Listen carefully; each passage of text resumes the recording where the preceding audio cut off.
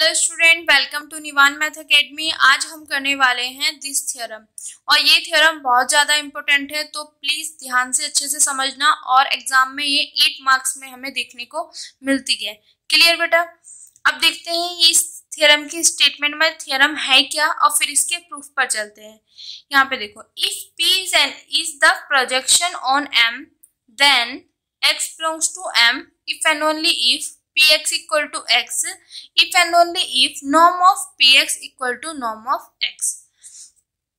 अब यहाँ पे देखो, यहाँ पे भी if and only if का केस है, यहाँ पे भी if and only if का केस है और हमें सिर्फ गिवन क्या है कि P प्रोजेक्शन है ऑन M पर। तो यहाँ पे क्या करना है बेटा, पहला पार्ट में इसको बनाऊंगी दिस, सेकेंड पार्ट में बनाऊंगी दिस। पार्ट फर्स्ट और पार्ट सेकेंड से मैं लिख सकती हूँ ये पूरा का पूरा। क्लियर? कैसे? क्योंकि जब ये वाला पार्ट मैंने ये प्रूफ कर दिया और इससे ये प्रूफ कर दिया तो पूरा हो गया ना। क्लियर? अब देखते हैं, जब हम चीजें प्रूफ करते हैं तो प्रूफ करने पे हम किस तरीके से सबसे पहले वो चीज लिखते हैं जो कि हमें पता है। अब हमें यहाँ पे सिर्फ क्या पता है कि P प्रोजेक्शन है on A Hilbert space H with range M, जो उसका रेंज स्पेस जो है वो M है, उसके साथ हिल्बर्ट स्पेस पे P प्रोजेक्शन है। तो by definition of projection on A Hilbert space पे जो प्रोजेक्शन की डेफिनेशन है उसके अकॉर्डिंग क्या होगा कि P मेरे पास P square equal to idempotent first और सेकंड क्या होगा, सेल्फ एडजॉइंट। ये दोनों होंगे। किसी हिल्बर्ट स्पेस पर अगर P प्रोजेक्शन है तो आइडेम्पोटेंट एंड सेल्फ एडजॉइंट, ये दो कंडीशन होती है। तो वही चीज हमें यहाँ पे गिवन है। क्लियर? तो जहां भी ये चीजें यूज होंगी तो वहां पे हम लिख सकते हैं। क्लियर? आप यहाँ पे जैसे मैंने लिखा है तो देयरफॉर करके आप यहाँ पे इसको लिख सकते हो और इक्वेशन नंबर फर्स्ट दे सकते हो। क्लियर बेटा? अब देखो, यहाँ पे मैंने पार्ट नंबर फर्स्ट बनाया, then part number second. Part number first में मैं प्रूफ करूंगी ये वाला पोर्शन कि x बिलोंग कर रहा है M से if and only if Px equal to x। और इसको आप एज ए रिजल्ट भी बहुत जगह यूज करोगे। तो किस तरीके से आप यूज कर सकते हो बेटा, ऐसे कि अगर M क्या है मेरे पास, रेंज है, ठीक है, और P कोई मेरे पास प्रोजेक्शन है। अगर P मेरे पास प्रोजेक्शन है, M रेंज है, अगर x बिलोंग करेगा M से तो Px जो हो जाएगा वो x के इक्वल हो जाएगा। कि x पे अगर मैं P अप्लाई कर रही हूँ ना तो वो x के इक्वल हो जाएगा। इसको आप डायग्राम से कैसे समझ सकते हो बेटा, जैसे कि ये मेरे पास है, ठीक है, ये हिल्बर्ट स्पेस है, दिस हिल्बर्ट स्पेस पे ये प्रोजेक्शन है और मेरे पास जो होता है रेंज यहाँ पे होती है, M यहाँ पे, तो मेरे पास x यहाँ पे है। तो यहाँ से मैं कोई भी, ठीक है, यहाँ से मैंने लिया, उस पे P लगाया तो Px आ गया। तो ये जो Px होते हैं वो रेंज में जाएंगे। तो इसका कहने का मतलब ये है कि ये इक्वल हो जाएगा x के। ये चीज मैंने अपने थ्योरम नंबर जो फर्स्ट थ्योरम कराई थी उसमें भी यूज किया है। आप इसको दूसरी तरीके से कैसे याद रख सकते हो कि अगर मेरे पास P कोई भी प्रोजेक्शन है, ये बहुत जगह यूज होगा, P प्रोजेक्शन है और x बिलोंग कर रहा है उसके रेंज स्पेस में, तो इफ एंड ओनली इफ का केस है। अगर इस x पे मैं P अप्लाई करूं तो ये x के ही इक्वल आ जाएगा। ऐसे याद रखना है। बात समझ आई ना बेटा किस तरीके से कि P मेरे पास कोई प्रोजेक्शन है, अगर x बिलोंग कर रहा है रेंज से, रेंज में ही है ना, तो अगर मैं इस पे P अप्लाई करती हूँ तो Px इक्वल टू x हो जाएगा। ठीक है, तो पार्ट फर्स्ट में मैं ये चीज प्रूफ करके चलूंगी, ये वाला पोर्शन।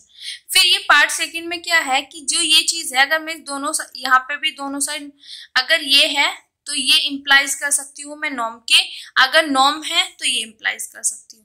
समझ आ रहा है? यहाँ पे नॉर्म लगा दी, यहाँ पे लगा दी। अगर कहीं पे Px इक्वल टू x आ रहा है तो मैं लिख सकती हूँ norm of Px equal to norm of x। अगर कहीं पे ये आ रहा है तो यहाँ पे, मतलब नॉर्म अप्लाई वाला पोर्शन यहाँ पे इन्होंने यूज किया है। क्लियर बेटा? अब देखो, पार्ट फर्स्ट में हमें प्रूफ करना है दिस, तो यहाँ पे इम्प्लाइज वाला पोर्शन है इफ एंड ओनली इफ। तो क्या करती हूँ मैं, पहले ये लेके चलती हूँ और मैं प्रूफ करूंगी Px इक्वल टू x कि x बिलोंग कर रहा है M और इस पे अगर मैं P अप्लाई करती हूँ तो वो x के ही इक्वल आ जाएगा। इस तरीके से माइंड में सेट करना है बेटा, ठीक है। अब देखो, let x belongs to M, then अगर x m से बिलोंग कर रहा है तो there exist y belongs to h such that P y equal to x। अब देखो ये चीज कैसे रहा है, मैं ये लेके चल रही हूँ, मुझे ये प्रूफ करना है बेटा, जैसे मैंने अभी यहाँ पे बताया था। इसको अगेन बता देते हैं। दिस ये h है मेरे पास, ये भी h है, यहाँ से यहाँ पे p है, ठीक है।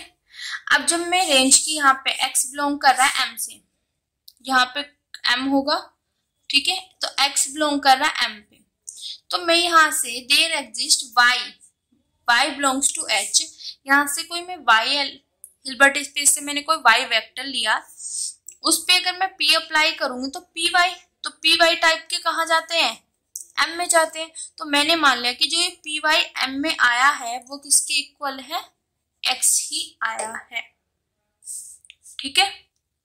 Let x belongs to m, ठीक है। देन देयर एग्जिस्ट y, यहाँ पे एक y इस तरीके से एग्जिस्ट कर रहा है हिल्बर्ट स्पेस से, सच डेट उस पे p अप्लाई किया तो वो इक्वल टू आ गया x के। बट मुझे लेना है px इक्वल टू x, तो मैं यहाँ से px मैंने लिया।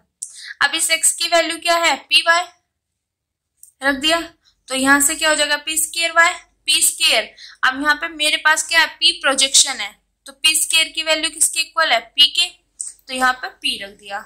py किसके इक्वल है, x, तो x, तो यहाँ से मैंने दिखा दिया px में लेके चली और मैंने x यहाँ पे दिखा दिया। तो यहाँ से मैंने x बिलोंग्स टू m मैंने लिया और इम्प्लाइज कर दिखा दिया px इक्वल टू x।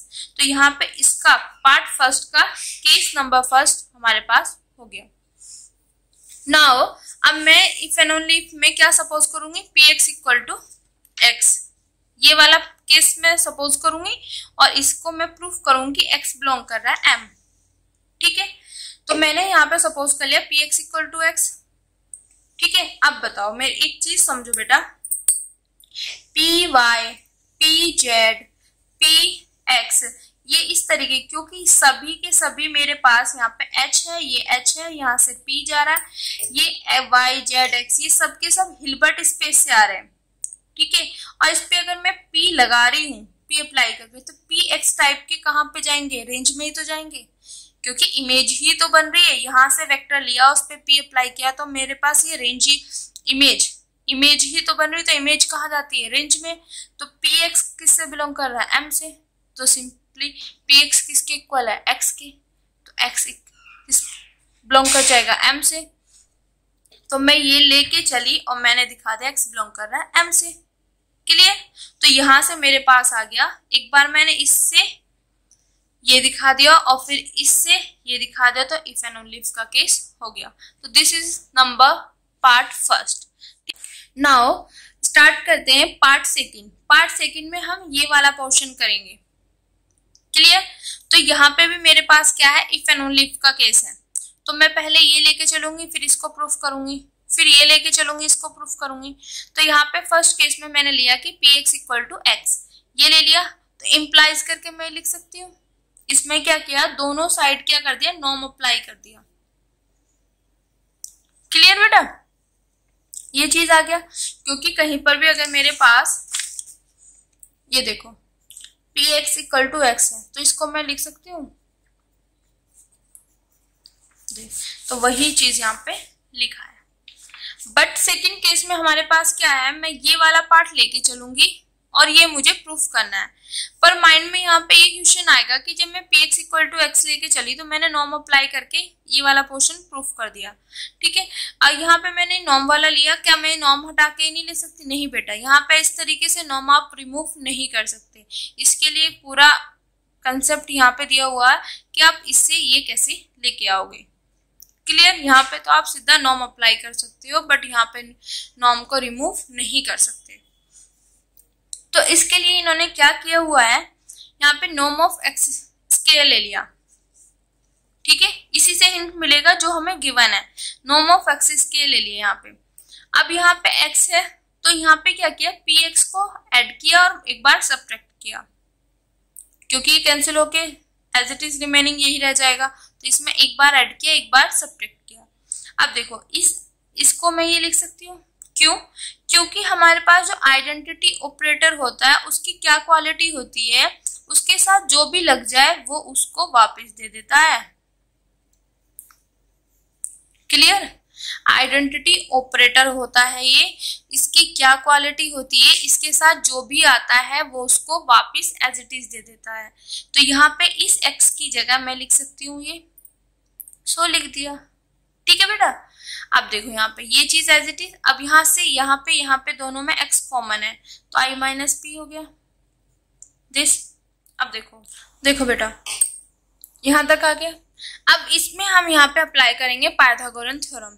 अब पाइथागोरन थ्योरम होता क्या है, एक चीज मैं बताना चाहूंगी कि अगर x और y दो हमारे पास वेक्टर हैं और ये परपेंडिकुलर हैं तो norm of x plus y का होल स्क्वायर इक्वल टू हो जाता है नॉर्म ऑफ x का होल स्क्वायर प्लस के नॉर्म ऑफ y का होल स्क्वायर।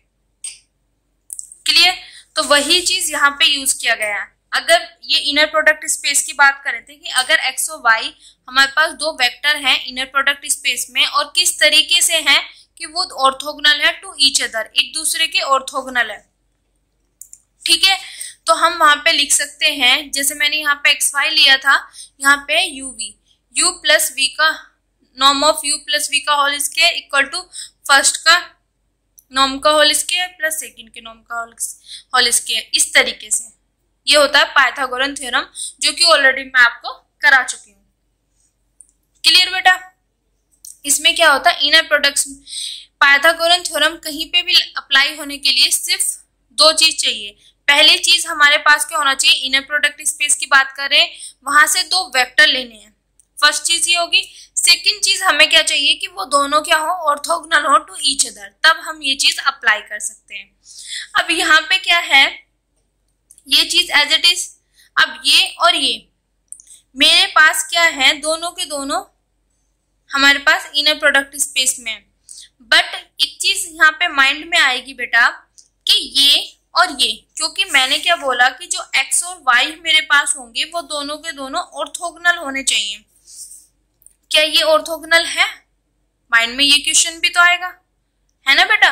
तो एक चीज मैं आपको बताना चाहूंगी बेटा, ये वाली हमने थ्योरम कर चुके हैं। क्या है, P जो है वो प्रोजेक्शन है ऑन M पर और I minus P is projection है ऑन M ऑर्थोगोनल पर। क्लियर? अगर कहीं पे भी M पे प्रोजेक्शन P है तो इफ एंड ओनली इफ का केस है यहाँ पे, तो I माइनस P जो प्रोजेक्शन होगी वो M ऑर्थोगोनल, मतलब ऑर्थोगोनल कॉम्प्लीमेंट ऑफ M पर होगी। अब देखो यहाँ पे मेरे पास जो है P जो प्रोजेक्शन है ऑन M पर, तो इसका मतलब क्या है कि I माइनस P जो प्रोजेक्शन होगी वो इस पर होगी। क्लियर? अब सिंपल सी चीज है बेटा, जैसे हम यहाँ पे ये चीज देखो, यहाँ पे मेरे पास प्रोजेक्शन थी P, तो यहाँ से जब मैंने कोई भी एलिमेंट यहाँ पे x vector H Hilbert space का लिया तो Px टाइप मेरे पास कहाँ पे जाएंगे, M में, क्योंकि M पर प्रोजेक्शन है ये। ठीक है, बट अगर मैं यहाँ पे इसी जगह में ले लूं I माइनस P, तो यहाँ से अगर मैं कुछ भी लूंगी तो यहाँ पे जो projection I minus P x ये कहाँ जाएंगे, क्योंकि ये किस पे प्रोजेक्शन है, M ऑर्थोगोनल पे। इतना क्लियर हो गया यहाँ तक, दिस एंड दिस। यहाँ तक ये चीज पता चल गई कि दोनों ये M से कर रहा है, ये ऑर्थोगोनल कॉम्प्लीमेंट ऑफ M से कर रहा है। ठीक है, क्यों कर रहा है, क्योंकि M पर प्रोजेक्शन P है और इस पर प्रोजेक्शन I माइनस P है। ओके, अब ये दो वेक्टर जो है मेरे पास, यहाँ पे ये वेक्टर बन गया, ये वेक्टर हिल्बर्ट स्पेस मतलब इनर प्रोडक्ट स्पेस में ही है। क्लियर? अब ये इनर प्रोडक्ट स्पेस का हो गया, पर पाइथागोरन थ्योरम तो तब लगेगी ना, ये इनर प्रोडक्ट स्पेस से तो आ गई, बट इन दोनों में ये ऑर्थोगोनल भी तो होने चाहिए एक दूसरे के, तभी तो पॉसिबल हो सकता है कि मैं ये पाइथागोरन थ्योरम लगाऊं। बेटा इसकी क्या डेफिनेशन मैंने बताई थी, इस वाले इसमें वही मेंबर एंट्री कर सकते हैं जो M के साथ ऑर्थोगोनल होंगे।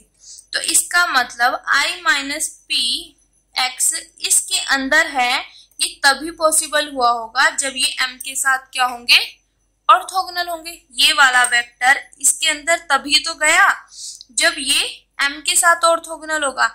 ये चीज आप अच्छे से समझ पा रहे हो ना, ये वेक्टर बन गई बेटा, ये चीज ध्यान रखना। यहां से एक वेक्टर लिया, उस पर p अप्लाई किया तो px यहाँ का वेक्टर बन गया, ठीक है। यहां से x लिया, i माइनस p यहाँ पे अप्लाई किया, ये एक वेक्टर बन गया। तो ये वेक्टर इसके अंदर तभी होगा जब ये m के साथ ऑर्थोगोनल होगा। अब ये वेक्टर m के साथ ऑर्थोगोनल कब होगा? जब इसके सभी वेक्टर के साथ क्या हो, ये ऑर्थोगोनल हो। तो इसका मतलब ये m के सभी वेक्टर के साथ ऑर्थोगोनल होगा, तो m का जो ये वेक्टर है इसके साथ भी तो ऑर्थोगोनल होगा ना। इस चीज को अच्छे से ध्यान से समझना बेटा। हमारे पास ये दो चीज आ गई, मैंने आपको समझा दिया कैसे आई, ओके। दूसरी चीज है, ये वेक्टर इसके अंदर तभी एंट्री करेगा जब ये m के साथ ऑर्थोगोनल होगा, by definition orthogonal complement of m, okay.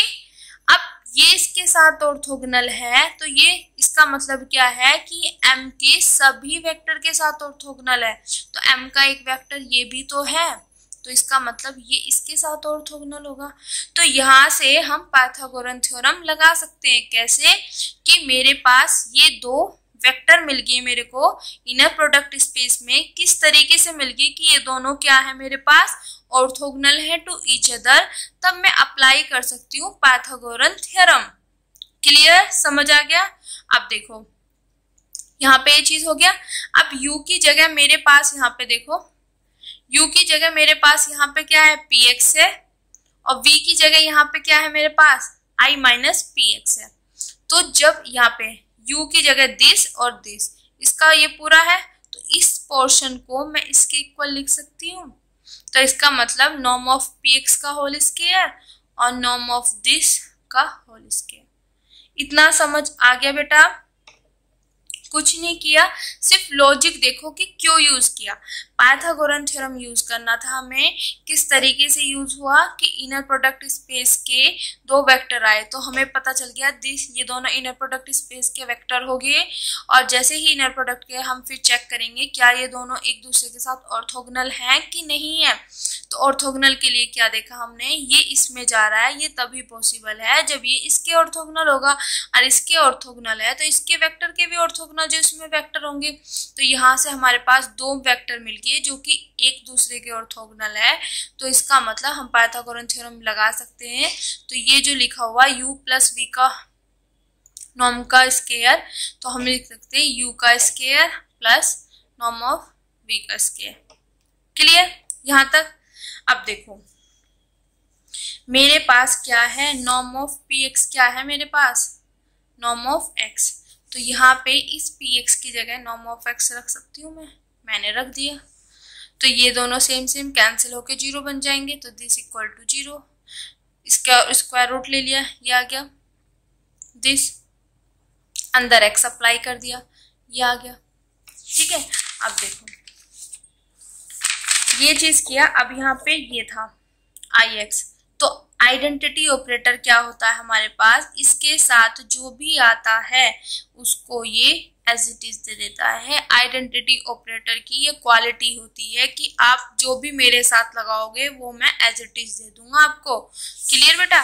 तो उसने यहाँ पे ix की जगह मैं x रख दूंगी, रख दिया, ठीक है। अब मेरे पास यहाँ पे नॉर्म की प्रॉपर्टी होती है, norm of x equal to 0 if and only if x equal to 0। Norm के अंदर अगर x, ये वाला नॉर्म ऑफ x अगर 0 हो रहा है, वो तभी पॉसिबल हो सकता है जब उसके अंदर का वेक्टर 0 हो। इफ एंड ओनली इफ का केस है, अगर ये है तो ये होगा, ये है तो ये होगा। अब यहाँ पे नॉर्म के अंदर ये वाला करके ये 0 आ रहा है, ये वाला पोर्शन आ रहा है, तो इफ एंड ओनली इफ का केस है तो इसका मतलब ये 0 होगा, तो इसके अंदर का पोर्शन 0 आ गया। क्लियर? अब ये माइनस में इधर आके प्लस में, ठीक है बेटा। ये चीजें रिजल्ट यूज हो रहे हैं, इनको ध्यान से समझना। अब यहाँ पे px इक्वल टू x लिख सकती हूँ मैं, तो मैं लेके क्या चली थी बेटा, दिस, और मैं लेके क्या आई, ये ठीक है, तो फर्स्ट पार्ट में मैं ये लेके चली, ये प्रूफ कर दिया। सेकंड उसमें केस में, और सेकंड केस में ये लेके चली, ये कर दिया, तो दोनों से हमारे पास ये हो गया। तो पार्ट फर्स्ट में मैंने प्रूफ करा ये वाला पोर्शन, पार्ट सेकंड में ये प्रूफ करा, तो दोनों पार्ट से हम क्या लिख सकते हैं, ये पूरा का पूरा। क्लियर। तो अब कहीं पर भी अगर यूज होगा कि एक्स पी मेरे पास कोई भी प्रोजेक्शन है और एक्स रेंज में बिलोंग कर रहा है, तो उस पर अगर पी अप्लाई करूं वो एज इट इज आ जाएगा। अगर ऐसे है तो मैं उस पर नॉर्म लगा सकती हूँ, अगर ऐसे है तो नॉर्म हटा के ये भी लिख सकती हूँ, तब लिख सकते हैं, पर यहाँ पे डायरेक्टली नहीं कर सकते थे। क्लियर। तो आई होप आज की थ्योरम आपको अच्छे से समझ आई होगी। अगर आपको मेरी वीडियोस, मेरे लेक्चर्स पसंद आ रहे हैं तो please like, subscribe my channel और उन बच्चों तक जरूर पहुंचाएं जिनको इनकी नीड है। Thank you so much.